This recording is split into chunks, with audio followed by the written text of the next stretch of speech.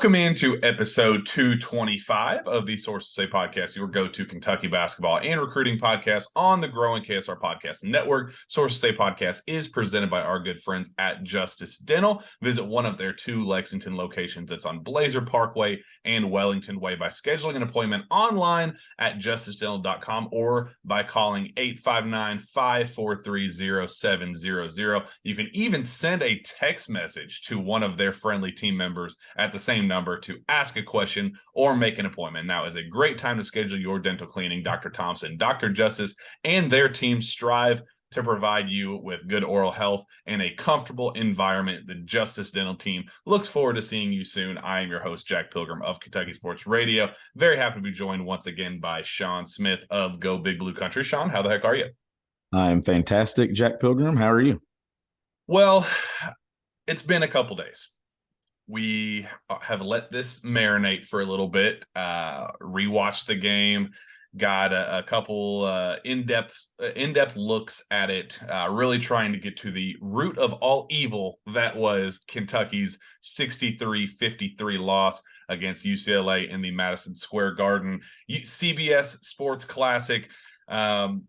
Shawn, it was a disaster offensively there at the very end. Kentucky closes out the game 0 for 11 shooting the ball, 4 minutes and 31 seconds without a single point to close out the game. Kentucky had it within 4 points there with 2 minutes and 26 seconds to go and couldn't figure out a way to pull off the win. Down 5 with a minute 52 left and down 6 with 42 seconds. They had every chance in the world to win that game down the stretch, and they just did not have enough juice or any juice whatsoever, especially on the offensive end of the floor, to get things done after letting this kind of soak in a little bit. How are you feeling about this loss, Shawn?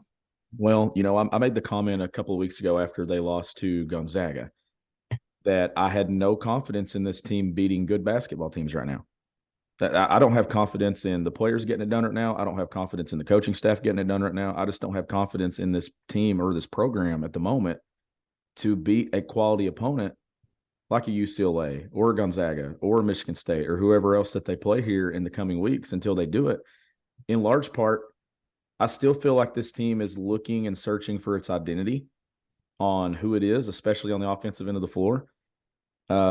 Some decisions being made, some guys that I thought was going to play high volume minutes not playing now. I know CJ Frederick's role and things like that we'll get into, and some others. I even think that Oscar Tshiebwe looks less of what he was a year ago. And I'm not just talking stats and numbers. I'm just talking overall effect of the game. I just don't think that right now anyone really looks comfortable out there on the offensive end of the floor.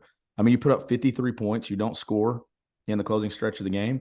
I actually thought the game was lost. I mean, I know that the first half was not good, but I thought Kentucky and the wheels came off when there was a long stretch of play with Cason Wallace sitting at the table waiting to check in. No good shots being taken. Bad offensive possession after bad offensive possession. UCLA couldn't do anything either. And I just felt like that was one of those moments where it would have been a good time. And I know Cal was waiting for the media timeout, but we also know that Cal never uses all of his timeouts.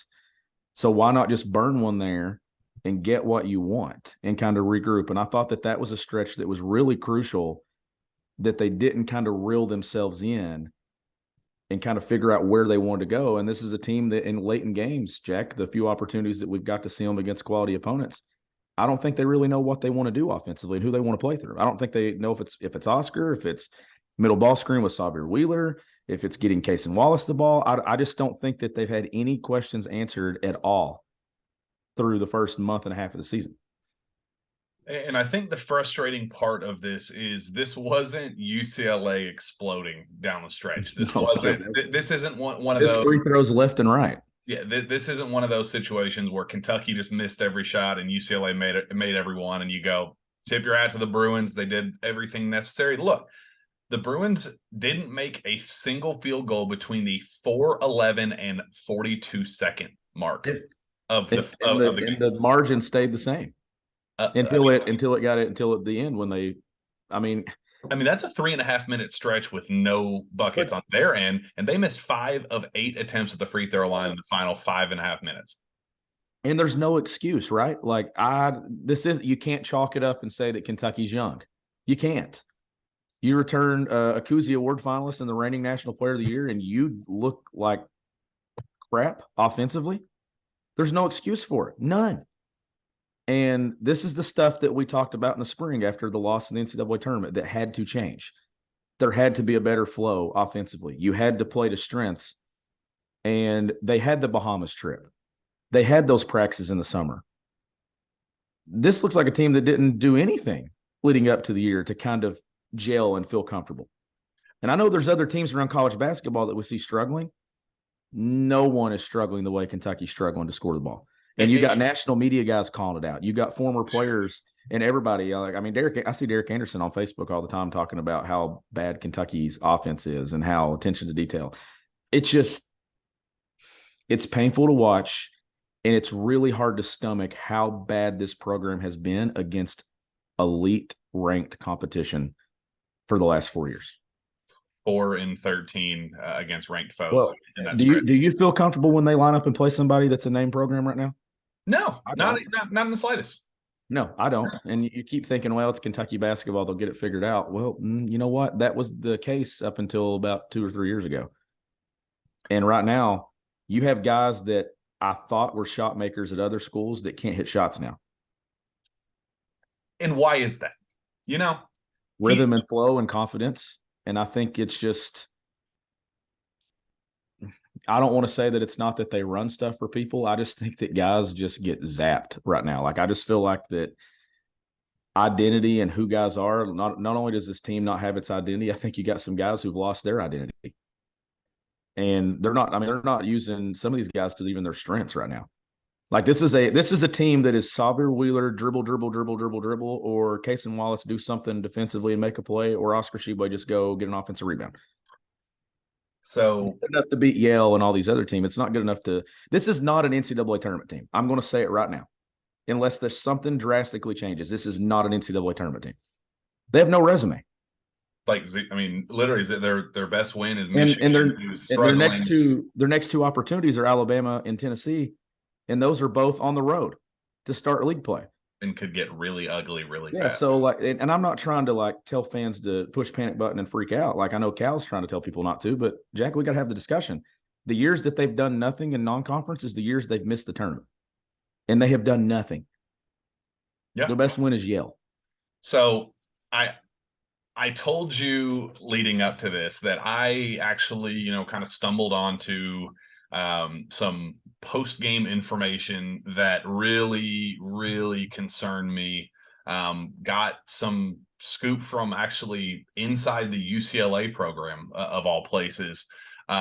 Just a, kind of a post-game breakdown where the individuals inside the UCLA coaching staff inside their locker room, they were like almost giddy after the game ended. They were almost laughing at how poor the Kentucky game plan was going into it, and said, I genuinely couldn't believe that Kentucky played right into our strengths and continued to not adapt at all with anything that we threw at them, that they knew almost nothing about us. Like, look, Oscar Tshiebwe went 1 for 2, and Shawn, who I think is incredible hoops insight on Twitter, does great stuff. He pointed out that Adem Bona was statistically arguably the worst interior defender in college basketball, a second percentile in college basketball in terms of guarding post-ups inside.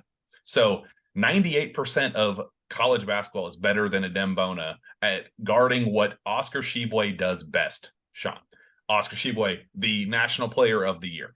He gets 2 post-up opportunities against admittedly a pretty poor front court in UCLA. Physical, tough, things like that. But they also got into terrible foul trouble. 9 combined fouls between their two starters, and then ETN comes in, who is terrible in his own right and still played a hell of a game and defended hard. The issue with what Kentucky does and what UCLA capitalized on and was in the game plan going into it was they saw on tape that Oscar Tshiebwe, once he gets the ball, is a very poor passer when he gets swarmed. So they just threw everything at him once he got the ball inside, knew that he was very uncomfortable getting the ball out.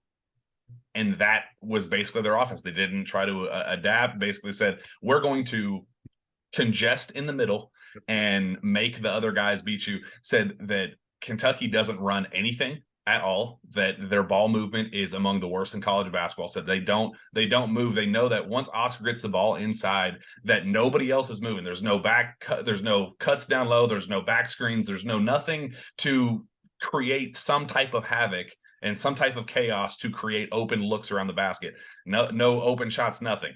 That they know once it gets inside to Oscar that it's game over, that they could swarm him and there's nothing that Kentucky could do about it. And they went after it over and over again, and there were no clean opportunities for them down low, and that was their game plan. So that Sahvir Wheeler just continued to dribble the air out of the ball. He either does his scoop layup or he gets a post pivot and flails and tries to find somebody on the outside with 5 seconds left in the shot. And the longer and longer this has gone on, the more that I actually take the blame off of Sahvir. I don't know if you've got to that point or not, but because I just feel like that, honestly, I honestly want to tell you that I think that sometimes that Kentucky puts Sahvir in some pretty bad spots to where guys just look at him to just put it on the deck and go. And we've talked about this how many times, that that's not a guy that you play through when you need baskets. I mean, he hit a big jumper there when Kentucky was trying to make the run. I think it cut it to 2, one of their last buckets of the game, if I'm not mistaken, like late in the second half. But I think it was their last bucket. It might have been. Yeah, I think it was. I think you're right. I think that made it, 53-55 or something like that. And, I mean, I don't know. Like, it's just the best. They ran some Spain action there that got Antonio Reeves free and got him a 3-point look, and he hit it. I thought that was the best set that they had ran all day, because that was actually playing to their strengths. They ran the back screen for Oscar. It forced defenders to make a decision, and Reeves got an open 3. I don't see enough of that, though. I don't see enough of putting guys in positions to be successful. When this was a program at one point, Jack, that everyone, I think even the bluest of blue bloods, actually had a fear of Kentucky at one point. Not just the talent side of it, but you knew what you were going to get when you played Kentucky. Right now, no one fears this program. No one. Even not just blue bloods. Was laughing afterward. Not just blue bloods. I'm talking no one fears this program. Yale didn't fear Kentucky a week ago. No one is scared to play Kentucky. That's a problem. Because at one point in this era of Calipari, I believe everyone had a fear of lining up and playing against Kentucky, including the North Carolinas, the Dukes, the Kansas. Everyone had that pit and that feeling in their stomach that was like, this is Kentucky. I don't think anyone looks at Kentucky anymore. I don't think anyone's got the awe factor or the shock factor that Kentucky's walked in the building. That's evaporated. That's gone. And it's a problem. Like, this program, we've talked about it, Jack. It's been a turning point for a while, but it keeps turning down the wrong street. And I'm sick of doing like right now I see, they got this class coming in next year. Cool. How many times have we said that? You also have the reigning National Player of the Year back on your roster, who everybody was excited about. You finally had some experience coming back. You've got some good freshmen that I think are starting to have some moments. And we will talk about Chris and what he did. I think he found his way. But it also makes me wonder why he hadn't had the opportunity to find his way before that. Because there was somebody ahead of him at the 4 that I'm frustrated. Can you tell that I'm frustrated? And I am, and I'm trying to be delicate with this, because it is, it is early, and it is only 10 games in the season, but it is a third of the way into the year. But like, coming up with what just happened last March, I don't know if third of the way. Really be delicate. I don't think anyone has the patience factor anymore, given how last season ended and all the things that we heard was going to change. It's not changed. I thought they were the best they looked all day with Lance Ware on the floor, and then he was nowhere to be found down the stretch. You make your run and you get back in the game, and I know it was unconventional. We hate the two bigs together, but when it was actually working, you went away from it. And you go right back to Jacob, who I think is stuck in a mix here of the role that he's trying to play is not for him. And I think the best thing that could happen is go back to what role he had in the past. Bring him off the bench. If that's the change up to the starting lineup, bring him off the bench, change his role, be back to something he's more comfortable with, Because right now I think that almost like Kentucky's looking at him to kind of be that NBA pick. And I think it's a lot of pressure here. And it's not – he does not look comfortable at all. So on that note, continuing with the stuff I've heard from UCLA side, they were absolutely drooling at the idea of Jacob Toppin guarding Jaime Jaquez Jr. That they went into that at the opening tip and saw that Toppin was guarding Jaquez and almost like laughed and was like, this is the guy that you are throwing at our best player, who is as fundamentally sound, basically Drew Timme in a versatile four, can score out of the high post, great footwork. I mean, imagine UCLA version of Drew Timme, not a five, a true four. Like that's who this kid is. And they were baffled at the fact that Jacob Toppin was guarding him, and they set out their number one game plan. Top of their offensive game plan, Shawn, was get Toppin in ISO situations and attack him. Go at him every single play until they take him off the floor. And what happened? They went at him every single play and absolutely cooked him. Shawn, I mean, he was barbecue baked chicken cooked. And Cal had no choice but to put Chris Livingston in and see what the hell he could do, because that was one of the worst. That was the worst we've seen Jacob Toppin play. It almost reminds me of, was it Keon against Duke to start the year last year against Paolo? Was that the matchup? It was just a disastrous where matchup. it was every single time. It was, I'm going at you and I'm going to embarrass you on this national stage. And that's exactly what happened to Toppin. And it's unfortunate because Toppin, as you said, there's a lot to like about Toppin physically. On paper, he should be exactly what this team needs. Yep.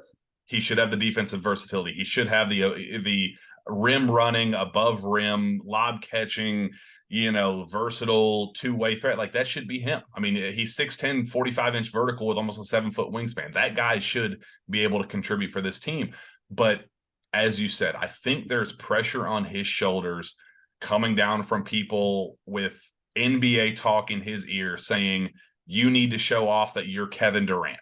You need to be this working out of the high post, kind of that mid-range, emphasize how much you worked on your game this offseason from a skill standpoint, how much you can be a mid-range specialist, how much you can knock down shots.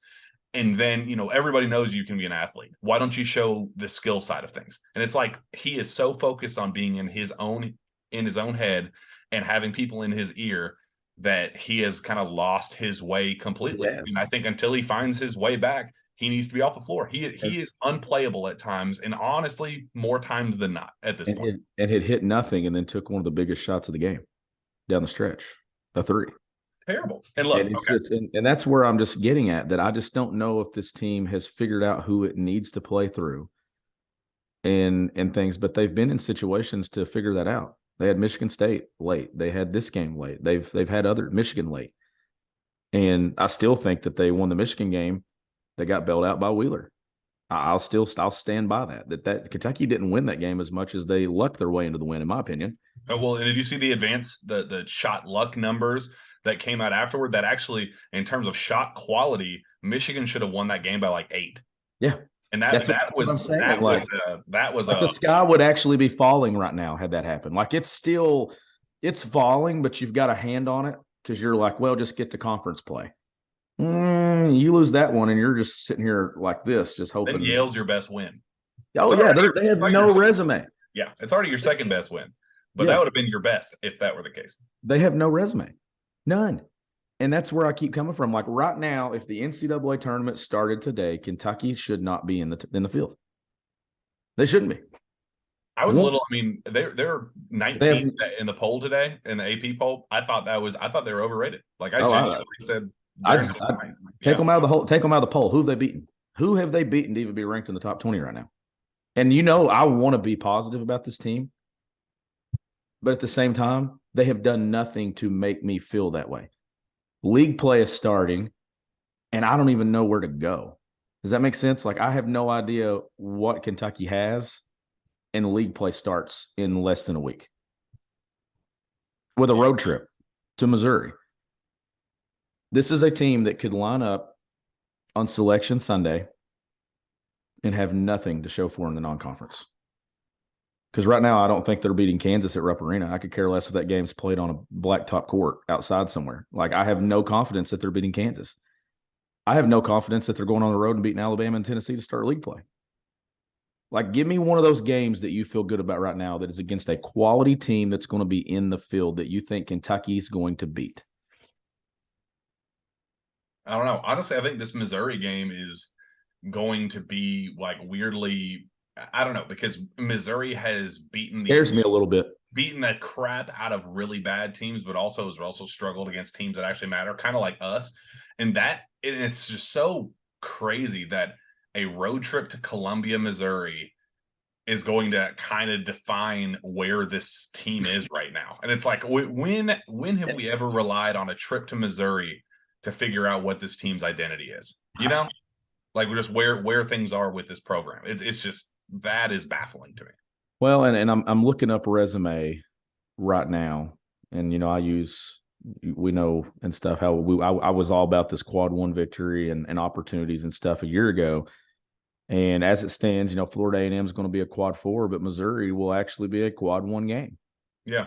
Missouri's in that, that ranking to be a quad one. And then unfortunately, Louisville's going to be a quad four. LSU at Rupp's a quad three, but then you get back-to-back quad one games against Alabama and Tennessee. And then your next one's Kansas at Rupp Arena. So this is a team that, and unfortunately, 3 of those 4 are on the road. So, like, your best chances to get a win, like, I'm trying to be realistic here. Kentucky has to win 2 of those first 3, Missouri, Alabama, Tennessee. They have to, Jack. Let's say that they lose both those games, Alabama and Tennessee. Well, then their best win could possibly be a road game at Missouri. And then you're coming back home to beat Kansas. Like, this resume that I'm talking about that doesn't exist, if you don't get those, you're going into February with one that doesn't exist. And that's where I'm talking about that this could be a team that you're looking up 7, 8 losses going into February with nothing to show for. That's a bubble team. That's Shawn, a bubble team fighting for its life. What did we say leaving that Gonzaga game? Me standing there in that stupid airport on my phone with the connection as terrible as it was. One of the biggest overarching, like the biggest key point of that entire show was we've reached must-win territory in December, where you got to win out the entire month of December. We're not even, we're literally December, 18th or whatever, or 17th when that game was. We didn't even get halfway through before we lost that game. And we lost the only game that really will end up mattering, because Michigan, I don't think, is really worth a damn either. So it's not going to be worth anything. And I keep going back to John Calipari saying this is a team that needs to be scoring 80 points a game. Again, he said it again tonight. Yeah, and here's what they've scored this year. 95 versus Howard, 77, 77, 106, 72, 96, 60, 73, 69, 53. What, Shawn, as a coach, as somebody who knows the game, what is this team's offensive identity? Could you tell me a single goal of Kentucky basketball when they have the ball in their hands? What is their goal right now? What is their path to success? Just what Calipari is trying to put out there right now. A pace of play is the biggest thing with me. I don't like their pace of play. I don't like how slow, and here's the problem with that. 0 transition points. Yep. And here's the problem with that is, okay, this needs to be a team that I think needs to be shooting early in the shot clock and getting shots up. And here's why. You have Oscar Tshiebwe. Bad shots shouldn't exist with this team because you have a guy that can clean up the glass and get you second chance opportunities. So my thought process is you put as many balls up on that rim and glass as you can and give him opportunities to get some garbage baskets and score. That's where Jacob Toppin comes into play as well. And that length and that size and offensive rebounding. And Kentucky's not using that at all. And then you got these guys who are shooters and who've been known as shooters for their entire career that are never on the floor together, that don't stretch you out in transition, And whether that can be defending or not defending, I don't know. I still think Kentucky has guys that struggle to defend. That it just, I don't know. Like, this is a team that needs to take more shots. They need to run the floor, and he's trying to grind things out and execute. And I just don't think that this is a team that needs to be grinding things out. Like, this is a team that needs to be getting out and playing freely and running the floor and getting up and down. That's like my group. I mean, I know I coach 8th grade basketball, and like, this is entirely different levels of basketball, but at the root of it, some of the same issues are the same. We struggled for a couple of games, and I went back and looked at film, and we were averaging 33 shots a game. I said, God, no wonder we're not scoring points. Like, you shoot 50%, you're not going to put up points. So then the last 2 games, we averaged 60 shots a game because I was like, shoot the ball, get shots up, let us rebound. Offensive rebounding numbers went up, second chance points went up, 3-point attempts went up, and guess what went up? And now we're averaging 60 points a game. Go figure. Because I changed the pace of play. Math. Yeah, I changed the pace of play because we were still defending at the same clip that we were defending at, and Kentucky defended well enough to win the game. Defense has been incredible. I mean, the defense, but you also can't just come down and you can't just come down and sit on the ball and run all this false motion to get into a middle ball screen with 10 seconds to go on the shot clock. What are you doing? Yeah. There's no post ups. The ball doesn't get below the free throw line. The ball doesn't get across the nail. There's nothing. There's no paint touches. There's no 2 feet in the paint drives. There's nothing. But then you kick it out, and then tonight, or Cal says Adou Thiero's next in line. Well, hell, who else is? If he's not, he's the last guy on the bench. Yeah, he's the last guy there. I'd hope he's next in line. Like, I just don't understand. Like, it just feels like we're just grasping at stuff, and this is where I hit the panic button. Because I'm like, I want something that looks like a plan that resembles and gives me hope that they're going to get it figured out. Because give him credit, most of his teams, when they do struggle, you do see glimpses of something. And they do have the reigning National Player of the Year. They do have a point guard who has led the Power 5 in assists multiple years. But you also have guys who don't look like themselves. That just looks like Jacob Toppin looks like a shell of himself. And I thought Jacob Toppin Jr. was better than Jacob Toppin Sr. I think Jacob Toppin sophomore was better than Jacob Toppin, what we're getting right now. And we talked a lot about how that position was an upgrade from last year, and it has been a downgrade. Like, give me Bryce Hopkins right now and those guys. I will tell you this, UCLA, after that game, was very convinced that they left that game, and their takeaways were Cason Wallace was the best player on the team. Didn't matter. He went 2 for 13. That happens. He's built up so much equity with me that he is the best player on the team. He got clean looks. He still did other stuff that you like. I mean, 3 rebounds, a couple steals, he turned the ball over twice, but it wasn't a terrible performance for him with the other stuff. It was a terrible offensive performance, his worst shooting performance clearly of his collegiate career. But UCLA came away saying, being totally honest, just putting it out there. That's what this show is for, is to kind of put what the word is on the street, what is being discussed. They said Cason's the best player on the team. They said, unfortunately, Xavier Wheeler, if he is going to be a 35-plus minute per game guy, Kentucky will not win anything of substance. Nope. They said this team needs to be one that runs exclusively Cason, Antonio Reeves, CJ Frederick, which we haven't even gotten to him yet, just figuring out what the hell is going on with him. They said Chris Livingston is a clear upgrade over what Jacob Toppin is providing for this team right now, and Oscar Tshiebwe. They said that needs to be your 5. That's just completely subjective coming from the team that just beat Kentucky by double digits. That's what they think. So that's my thought right now is you're not scoring enough points to win. I get it. Defense and rebounding win you championships. I know that. But if you don't score, it doesn't matter how well you defend or how well you rebound.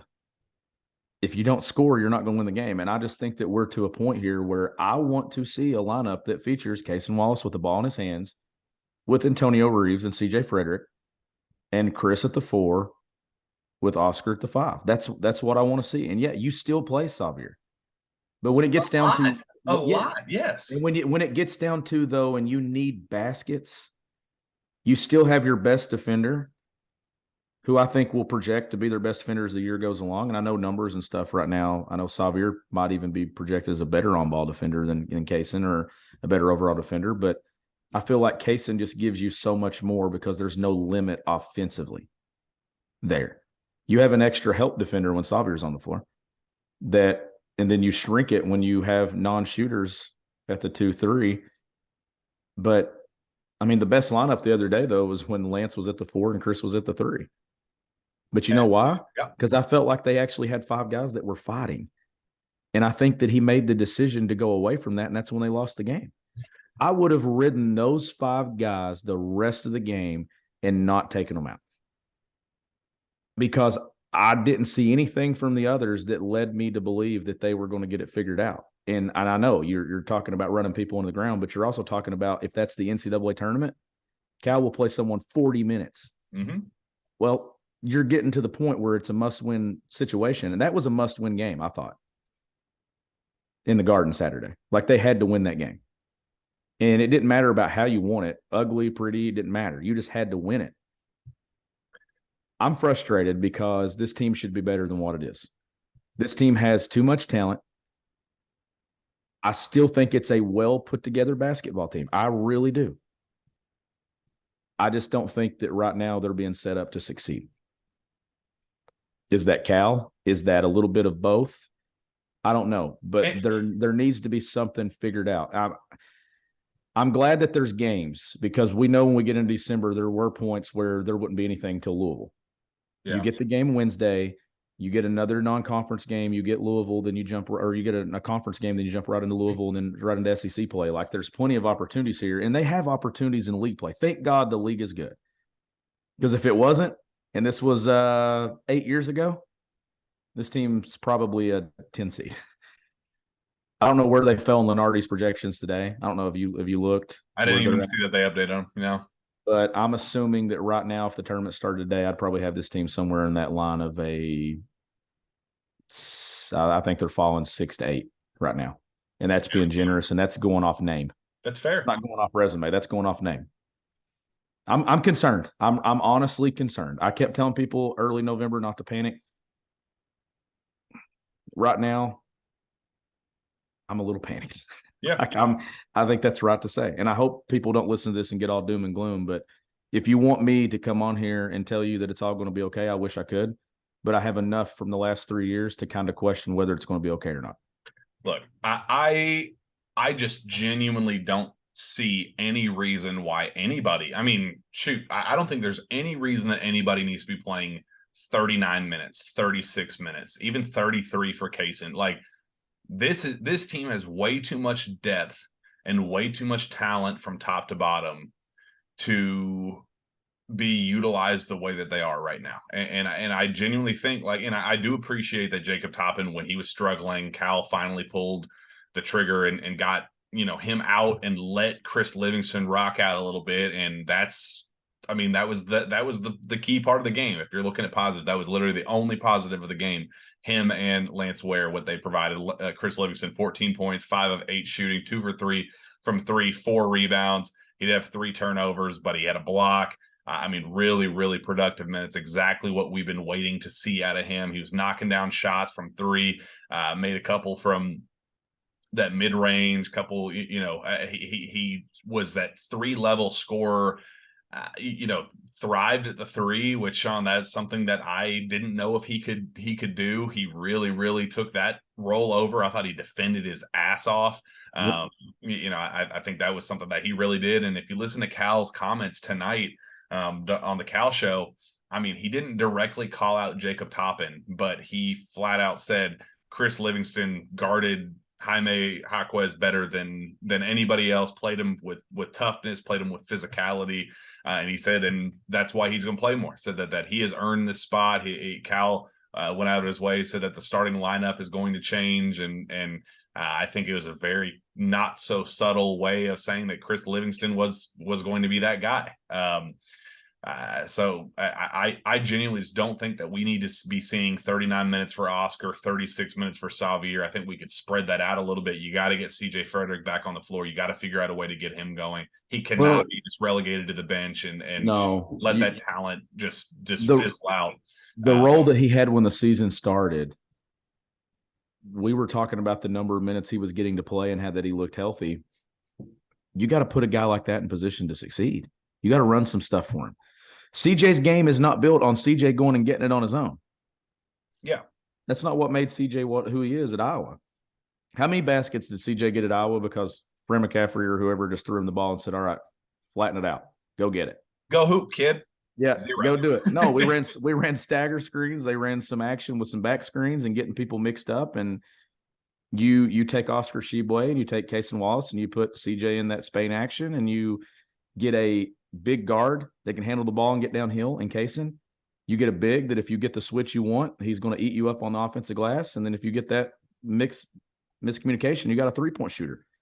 Put guys in positions to succeed instead of just standing around and saying, all right, somebody beat someone off the bounce. Because right now, Kentucky doesn't have many dudes that can just put it on the deck and go. You've got to out-scheme people offensively in today's game. And Kentucky's doing the out-scheming themselves. They're making it easy on defenses to guard. That's what UCLA said. And Cal flat out said that tonight. And it just really kind of, I was taken aback by it. I mean, he flat out said, we don't have a lot of guys that can take you off the dribble and go get a bucket for themselves. So we need to draw more stuff up and create more shots for other people. And like, as he's talking, I'm kind of sitting there and listening like, is he saying this stuff? I mean, like, we've been saying this all season. And is he just now seeing this? Like, was this an epiphany for him? It's like they want Xavier to get downhill and force help. Here's the problem with that. Xavier's size, you kind of just live with it, and you hope that you funnel him into that size and length, and he can't finish over it or through it. I wouldn't help off on that. I would say he's a 5'9" guard that can't play above the rim and just be present. And Xavier will put himself in a position and leave his feet and try to make a play and get a turnover. And like, that's where I'm coming from, that I just feel like a lot of this stuff, Kentucky doesn't run any back cuts. There's no back cuts. There's no back screens. I would love to go back and count the number of screens Kentucky sets in a 30-second possession. Because when there were stretches that they didn't run any. When they get one, late in clock, middle ball screen. And that's just to get someone freed up and downhill. Like, why? Like, I don't get, why don't they run some of that zoom action and getting, sprint Cason Wallace into a ball screen, hit his man twice, come off a ball screen with one of those fours, with a Jacob Toppin or a Chris Livingston, and just try to get guys downhill, put pressure on the defense. Kentucky's not doing that right now. They're so easy to guard, Jack, that when you turn on the tape, the number one thing on the screen or on the whiteboard should be keep Oscar off the offensive glass, because if you do that, you're beating Kentucky. That's it. Yep. And right now, I mean, they're not hitting their free throws. That was another area. That 5 for 13, Shawn. But had they just done enough offensively, you don't even look at the 8 misses at the free throw line, because they probably miss. How many games have they won under John Calipari where they've missed 8 free throws in a game? Probably quite a few. If you just run good offense, you're not sitting here nitpicking. It's easy to nitpick all the stat lines when you score 53 points. And it's not like UCLA set the world on fire and shot lights out. They didn't play well offensively either. And you still lost by 10. Yeah, they shot 45% overall, 25% from three, and 46% from the free throw line. I mean, UCLA is not a great offensive team. Like if you can shut down Jaime Jaquez, like they are what they are. Like Tiger Campbell. He roasted Xavier and did a lot of really good things in that matchup. I thought he was a weak spot, a weak link of their team. I thought he played fairly well, but I mean, they are a very vulnerable offense if you can get their star shut down or at least limited. And Kentucky wasn't able to do that at all. And And I think that's what kind of left UCLA just kind of baffled by the whole thing. It's just like we played unbelievably poor. Like we did not play very well. This should have been a game that Kentucky dog walked us. Like all things considered, if they and again, and from a coaching perspective, Shawn, it's so easy to look at how things unfolded and say your two best scorers, Antonio and Kaysen, combined for 4 for 26 from the field. Yep. Jacob Toppin at 2 for 10, Oscar Tshiebwe 4 for 12.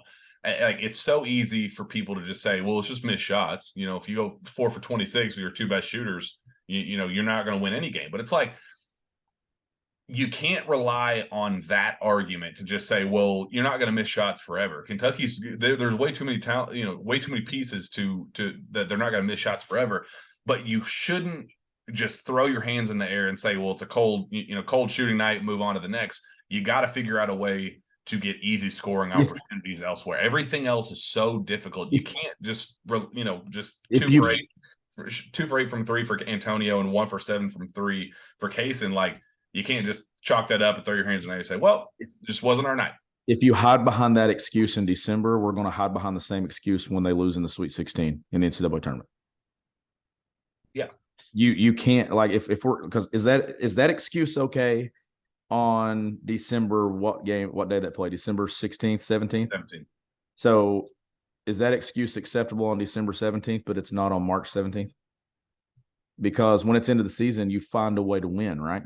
Even when you're not shooting the ball well, you find a way to win. You will go cold in March. Like there will be a game. There is that one game every tournament. You got to win ugly. And every national champion has to win one that way. And Kentucky cannot score easily at any level. Like they can't find open looks. Nothing in transit. You know what the other thing that's missing too? How many plays have you seen this team make where it's a lob to the rim and somebody flies in and finishes a dunk?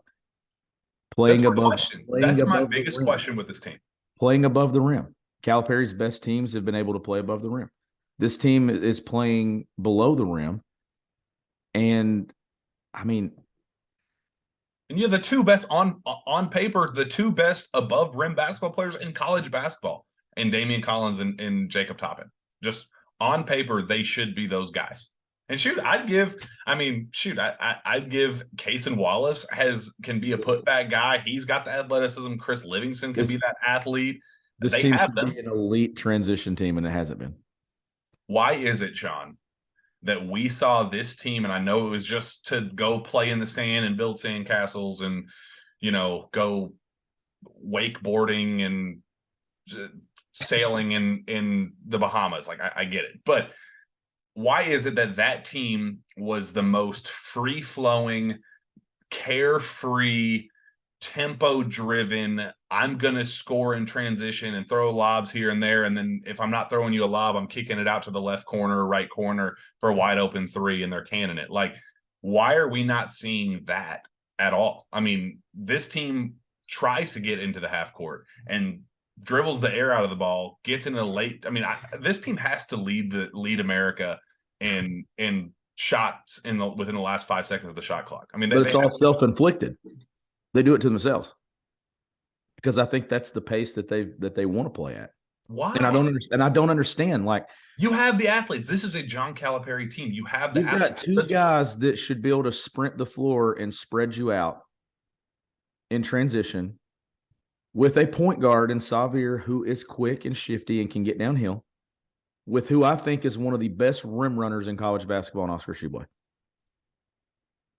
He is one of the best rim runners. I can turn on the tape and show you last year. 70 clips of him sprinting the floor where Kentucky got baskets with Kellen Grady or other guys just because of Oscar's presence running to the rim. Right now, I don't see Oscar running to the rim. I don't see any threat or confidence. I mean, a couple of times you see Antonio Reeves get free and take a shot. Kentucky's just not got its foot on the gas right now. And I don't understand. It's like Kentucky's hitting the brakes. And I don't know if that's Cal. I don't know if that's just they're in a funk.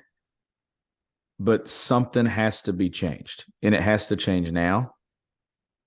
The pace of play has to change. The only way you're scoring 80 is if you're pushing the tempo to get there. I'm willing to bet. What was Kentucky's total number of shots on Saturday? 64. And they hit how many? 21. 6 for 21 shooting from three. Took 13 free throws. That number's got to go up too. That number has to be in the 20s. You've got to be aggressive. You've got to get to the free throw line. You've got to find a way to score at the three-point line and at the rim. No fast break points. Nothing came easy. What was the second chance points? 9. That's too low too. You got the best rebounder in college basketball. That number's got to be closer to 17 to 18. 6 for 14 on layups. I mean, let that sink in. 6 for 14 on layups. And that's where I'm coming from. Like, this is what concerns me. Oscar doesn't even look comfortable. What? And he's still right there, 14, 13, whatever his numbers are right now, but last year and I know he had a really good game against Yale, but last year it was like, he's going to have a game where he's going to grab 21 rebounds or 18 rebounds or something and just be a force and unstoppable. And I know he was against Yale, but 8 points Saturday against UCLA. Like, I just don't think anyone looks comfortable right now. And that's the concerning part about it for me, is that guys that have been in this program don't look comfortable in this program right now. And I don't know what it is. But they got to get it figured out, because I'm telling you, that seat has been hot. Fans have not been happy for a while. But the frustration, specifically the phone calls and stuff on the post-game show the other day, that was wild, man. Fans have every right to be frustrated, fed up, and upset. And we're probably going to get a lot of DMs between now and tomorrow morning with some people that probably think we're overreacting about this. But here's my thing: if we're not overreacting right now, then what is Kentucky basketball? Because 4-13 against AP top 25 opponents since 2019 or whatever that year was. That's not good enough. If you're going to call yourself the gold standard of college basketball and do all these things, you better live up to it and figure it out. Because right now, Kentucky's not. I mean, listen, everybody thought this was a Final Four team. It could still be. Should go be. Go ask Jeff Goodman. Go ask Seth Greenberg. Go ask Matt Norlander. Go ask any national guy right now in college basketball if they have any faith in Kentucky beating a good basketball team. Zilch. No one's going to tell you that they have faith in Kentucky right now. They look terrible. Mitch Barnhart tonight was on BBN radio or whatever, and was, asked about just this current state of things with basketball and just how this team looks right now. And he flat out said that, it all comes down to March. He said this is a results-driven program. He said, I do think this team has all the pieces necessary to make that run. They'll come together. And I do too. They are shooting extremely poor right now, and he said it's uncharacteristic. It does seem a little odd how poorly they're shooting, but he says your best shooter played 6 minutes. Yeah, he said Cal has always gotten his teams ready by that point, and he said until things change and until that it isn't that way, then that's it. But he did say, I appreciate how passionate the fans are and the expectation level with all of them for elite success.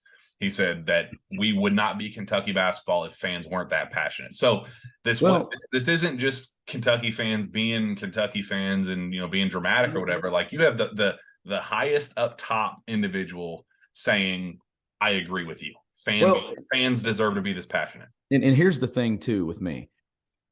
I can buy into the nothing matters till March line, because that line was there a decade ago because nothing mattered. But here's the difference. Go back and look at those Kentucky teams. They were still good against elite competition. Even when they would lose 1 or 2 point games on the road in SEC play, or a close loss to Carolina, or a close loss to someone else out of conference, or Michigan State, like in 2014, they lost in Champions when Julius Randle had a really good game. Yeah.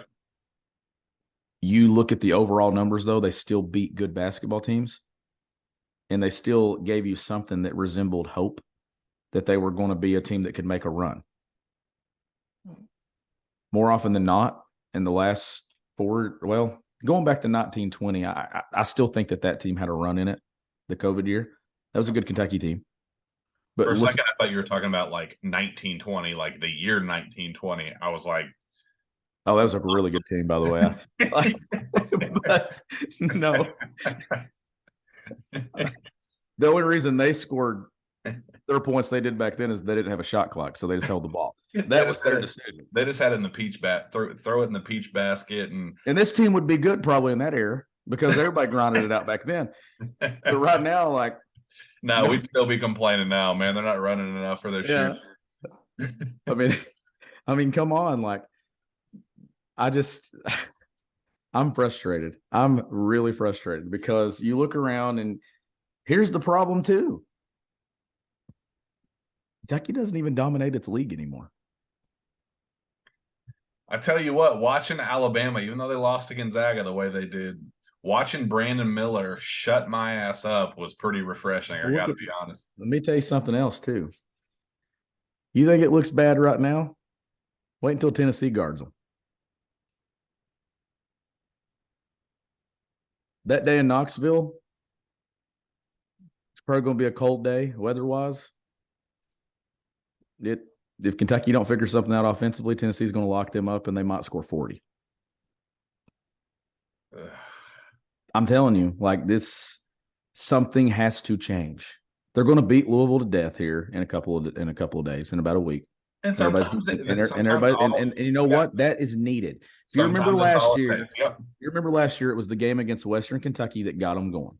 Mm-hmm. And then they won, or the CBS Classic against Carolina. They had that turning point that got them rolling. I just don't think that this team's having any fun either, though. That's another thing that I'm looking at. Absolutely. Nobody looks like they're having a good time. It looks painful. There's no chest bumps. There's no handshakes. There's no nothing. And like, I thought about that because I was like, man, this team, I remember last year they would gritty off the floor after every game. They had the, Ty Washington leading the charge dancing after every single possession. And I like, where is that? I remember vividly, Shawn, last year saying, I thoroughly enjoy watching these kids and being around these kids because their personality was just they were just so joyful and so appreciative of the situation. And it might be just because it was after the COVID year and it was their first time, like, being back around the public and things like that. But God, man, it feels like just this year is a drag for all of them. It just feels like they just hate each other. Like, since when have we had that? Like, when's the last time we had a Kentucky basketball team, and I know for certain that 2021 team, the COVID year, I know they had some internal issues and they actually hated each other's guts too. So that was an issue in itself. But like, when's the last time publicly you've seen this much of a meh feeling? And after the Bahamas, when in the Bahamas, they were jumping up and down and cheering and celebrating. And Oscar was the biggest cheerleader on the bench out of all of them. And, that's when all the stories of, this is such a team first mindset. They all came back with a goal of number 9 and, all that stuff was there. And it's just like, once the preseason happened and the season actually started, none of these guys have cared. Like, it just, that heart and that passion isn't there. And that's why, honestly, Shawn, my question about Adou Thiero, he is kind of that guy. He is I'm going to play balls to the wall, all out. I don't care, win at all cost mentality. Yeah, I'm going to, give you a charge and I'm going to turn the ball over a couple times. I'm going to take a stupid shot, but he's at least going to play his ass off. Like, that's a guy who, for certain. And Cal said today that he's the next man up. He's going to get some playing time. I don't think that's a bad idea. I don't think it's a bad idea to go with Chris Livingston and, really figure out what he is. He at least plays hard. You talked about that. Lance Ware and Chris Livingston were the only guys that played hard in that loss against UCLA. Why not? Why not go all in on Chris Livingston? Why not go all in on, see what Adou Thiero can bring you? At least they're going to play with heart, and that's what this team needs right now. They are missing that all in heart. I'm going to do whatever it takes to put this team on my back and win games. Guy, that guy is just not presenting himself right now. It's not, and like I said, no one's making it easy for Kentucky right now. And last year, I thought that there were guys that kind of made things easy for everybody. And this is a team that's still searching for its identity. Can they still find it? Absolutely. Do they have enough talent to get it figured out? Absolutely. Like, I'm not ready to just throw in the towel. I just said that I'm not confident until they show me and give me a reason to be confident. And I'm hoping that we get that between now and that second week of January. I'm going to reevaluate January 14th on the postgame show. Kentucky, Tennessee. I'm giving it till then to give you my final verdict on what I think that this is what's going to happen. Because we will know one thing between now and then. Kentucky's going to be a team that's going to kind of stockpile some quality wins and some good basketball, or it's going to be a team that's also going to lose on the road, possibly at Missouri, on the road, possibly at Alabama. Do they start to build a resume by January 14th at 4 o'clock? If they haven't, yikes. Ooh. So that's where I'm putting it, because that's my next stretch of play. You get into league play, you give me 3 weeks. I want to look at it then. I'm not ready. Right now they're not a tournament team in my opinion. They have nothing to show for. But there's plenty of basketball to play. There's plenty of opportunities. I still think they probably got. I'll tell you, they've got 9 games remaining against the quad 1. So this is a team last year that had double-digit wins, I think, approaching double-digit wins, quad 1, SEC tournament, maybe been right at 10. Probably not going to be a team that's going to have double-digit quad 1 wins because they're 0-2 right now in quad 1. So your best hope. Is there any chance Michigan becomes quad 1? Very, very slim, right? Yeah, it would have to be. They'd have to jump almost. They'd have to jump 36 spots. Oh, goodness. So Saturday, the UCLA with them being 5 in the net would have been a really good win. The next one, you've got Alabama and Tennessee. Alabama 7 in the net, Tennessee at 4. You got Kansas at 6. Florida be a quad 1 at home. Tennessee a quad 1 at home. Mississippi State a quad 1. Arkansas a couple of times. Like they've got some games that they're going to have some quad 1 wins. The key thing to me is the one thing that I will look at, they don't have a bad loss. They have a quad 2 loss. They don't have that bad loss on the resume. So if they can end up 6, 7 quad 1 wins and no bad losses, it's probably a team that's looking at, honestly, maybe a 4 seed, 3 seed. Yeah. And that's shoot at this point. And I'm okay. Just get in. Because last year a 2 seed, it didn't work out for them. Hell, I don't care. As long as they get in and they're playing good basketball, that's all you want. At this point, we're talking resume in December. That's where we're at. We shouldn't have to be having this conversation until probably February. Last year, we didn't start talking resume until the weekend that they beat Kansas and Alabama. Hopefully things turn around quickly and resume becomes a thing that is irrelevant until February. And you have a stretch where you just put some freaking wins together. You get on a nice little run.